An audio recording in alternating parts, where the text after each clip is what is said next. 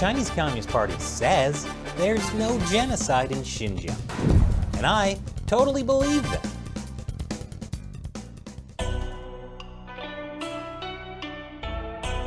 Welcome to China Uncensored. I'm Chris Chappell.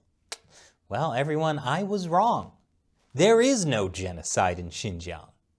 The Chinese Communist Party is not trying to eliminate the Uyghur ethnic minority, who are all extremely happy all the time, especially when they dance.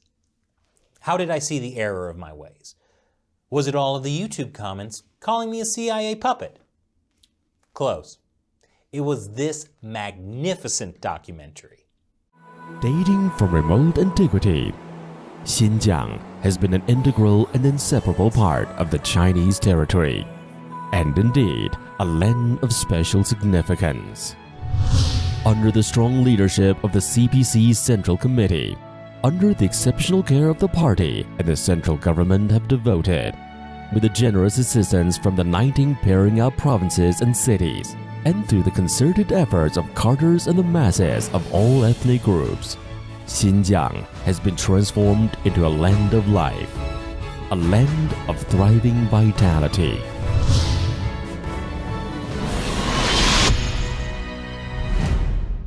Yes, Xinjiang has been a part of Chinese territory since ancient times, which is why Xinjiang literally means new frontier. And I am especially convinced of the exceptional care of the Communist Party. I mean, there were happy dancing ethnic minorities and doves of peace and thriving vitality. How can you argue with that? You know what? This is too much sarcasm even for me. If you think anyone who buys this kind of propaganda must be an idiot, well, there are a lot of idiots out there. That's why some Western governments are actually saying we shouldn't call what's happening in Xinjiang genocide. New Zealand is the latest example. They're not calling it genocide. Instead, they're going to water down the language and discuss concerns about human rights abuses in the region in more general terms. Genocide is such a harsh word. Instead, we should be talking about how the Chinese government is being a big meanie to the Uyghurs. Maybe New Zealand didn't want to be too critical because of their upgraded free trade deal with China, their #1 trade partner. Or maybe I'm being unfair to New Zealand. After all, New Zealand leader Jacinda Ardern is taking a tougher stance on China by saying it was getting harder to reconcile differences as China's role in the world grows. Wow, what a tough stance. It's getting harder to reconcile differences. How will Chinese leader Xi Jinping sleep at night? This is like saying your mom telling you you can only have 2 cookies before bed instead of 3 is a tough stance. But that Ardern's extremely mild comment was considered anything close to tough shows you how low the bar is when it comes to standing up to the Chinese regime. But one country that is standing up in a big way is the U.S.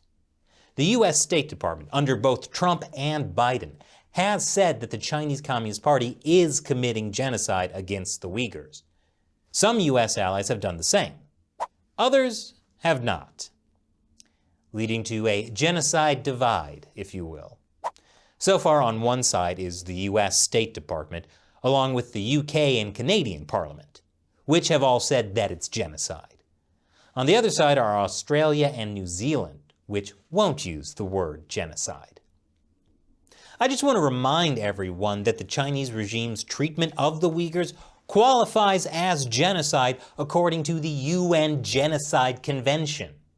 According to the UN, genocide includes killing members of the group, causing serious bodily or mental harm, deliberately inflicting on the group conditions of life calculated to bring about its physical destruction, imposing measures intended to prevent births within the group, and forcibly transferring children of the group to another group with the intent to destroy a group. Look, China, the UN Genocide Convention is not an instruction manual. All this is happening in Xinjiang. So based on the UN Genocide Convention, it's genocide. At least until China convinces the UN to completely change their definition of genocide. That's partly a joke and partly an extremely depressing prediction. Now, I did an episode previously on why Western countries hesitate to use the term genocide. Basically, it gets harder to do business with China if we admit the Chinese regime is committing genocide. And Western companies really want to do business with China. Heck, they'll even give innovation awards to Chinese companies that monitor prisoners in Xinjiang. But now that the US and other Western democracies are actually using the G word, countries are facing pressure to stop working with Chinese suppliers that use forced labor. Enough pressure to force them to do something about it. The US has imposed many sanctions on Chinese officials and Chinese state-run companies because of the genocide. And Canada, the UK, and even the EU have imposed sanctions too. The Chinese Communist Party is freaking out. They didn't expect to actually get in trouble for committing genocide against the Uyghurs. After all, they got away with it when they did pretty much the same thing to the Tibetans, the Mongolians, and Falun Gong. The Communist Party needs China to be known as a shiny, huge market where companies can make a lot of money. But if this keeps going on, China will instead be known as a bigger North Korea. The party can't let that happen, which is why they're kicking off a huge propaganda campaign. I'll tell you about it after the break. Welcome back. The Chinese regime doesn't want to be known as a bigger North Korea, especially in the run-up to the 2022 Winter Olympics in Beijing. So this year, they've been pushing hard on a new propaganda campaign to deny the accusations of genocide by showing how happy and wonderful Xinjiang is. This is a land of religious harmony, where the freedom of religious beliefs is respected and protected. This is a land of happiness, where people's well-being is constantly improved. All ethnic customs and traditions are duly respected. And let's not forget the dancing. That's how you know ethnic minorities are really happy. They spontaneously start dancing. So much dancing. Eat your heart out, Kevin Bacon. The Chinese Communist Party has used this tactic before, and not just with the Uyghurs. As their repression of Tibet grew worse, Chinese state-run media repeatedly emphasized how happy Tibetans were. In fact, Tibetans are the happiest people in the country. You can tell because they're dancing.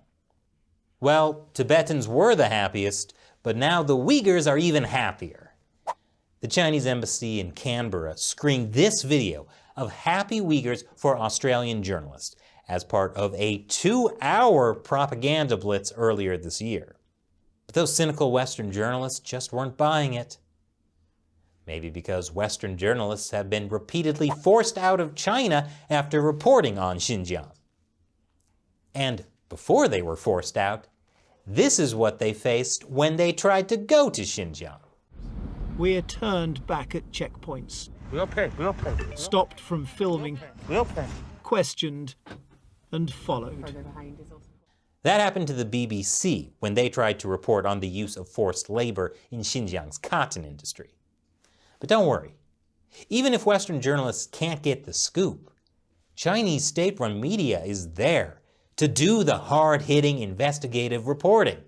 I left no stone unturned, but still couldn't find any trace of genocide.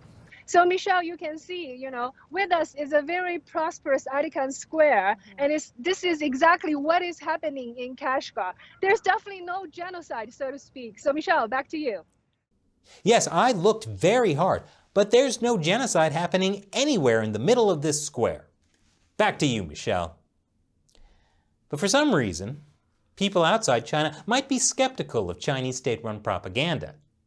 But the Chinese Communist Party has a solution. More after the break. Welcome back.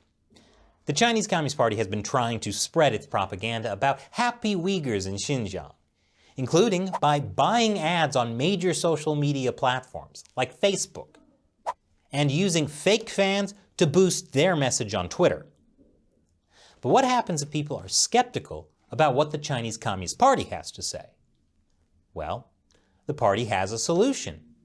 Get other people to say it for them. For example, If you don't believe the party when it says there's no genocide in Xinjiang, do you believe The Economist? Or how about a Columbia University professor, like Jeffrey Sachs, who says the genocide allegations are unjustified? Sachs' argument sounds deceptively reasonable. He says the US government doesn't have proof of genocide, so they shouldn't accuse China of genocide, but instead should back a UN investigation in Xinjiang. Of course, the Chinese regime will never allow an independent investigation into Xinjiang, especially not through the UN, which it has a huge amount of influence over. So if the only way we can get proof is through a UN investigation that will never happen, then we'll never call it genocide. And meanwhile, the Chinese regime can just continue harvesting organs from Uyghurs. Jeffrey Sachs, by the way, is a popular interviewee for Chinese state-run media. I'm not saying Sachs is bought off, or even influenced by the Chinese Communist Party. But when the party finds people who agree with them, they will exploit them for propaganda. Here's another example. Western YouTubers living in China. If you do a search for Xinjiang on YouTube, you will find lots of videos of YouTubers who travel to Xinjiang and are making videos of what they say is really happening there. Spoiler alert, they don't find any genocide either. Of course, they're not exactly going to tour the concentration camps. Instead, they show bustling cities, speak to Uyghurs who say that life is pretty good, and some of them even travel to cotton farms to show that there's no forced labor. Again, I'm not saying these YouTubers are bought off by the Communist Party, always. But it is interesting that these YouTubers were allowed to travel through Xinjiang and talk to people, unlike the BBC, and that people in Xinjiang were willing to talk to them. State-run CGTN even followed one of these YouTubers around while he was in Xinjiang and made a news story out of that. Clearly, what he was saying aligned with the party's narrative. These YouTube videos capitalize on a general mistrust of the mainstream media and claim to show what's really happening on the ground. But if what they're showing is also what the authoritarian regime wants you to see, maybe take that with a grain of salt. Several grains of salt. Of course, this type of propaganda isn't the only way the Chinese Communist Party is trying to cover up the Uyghur genocide. A major part of it is attacking activists and scholars that are exposing the genocide. They say they're lying about all the torture and rape. Or Chinese state-run media get their family members still living in China to say it for them. They totally volunteered. Imagine not seeing your parents in years, only to watch them disown you in a Chinese propaganda video. And the final piece of the Chinese regime's Xinjiang propaganda push is one that they're really, really good at. Playing the victim. The US was the first country to come out and call the Chinese regime's actions a genocide. So the Communist Party can pull out its favorite accusation: Western imperialism.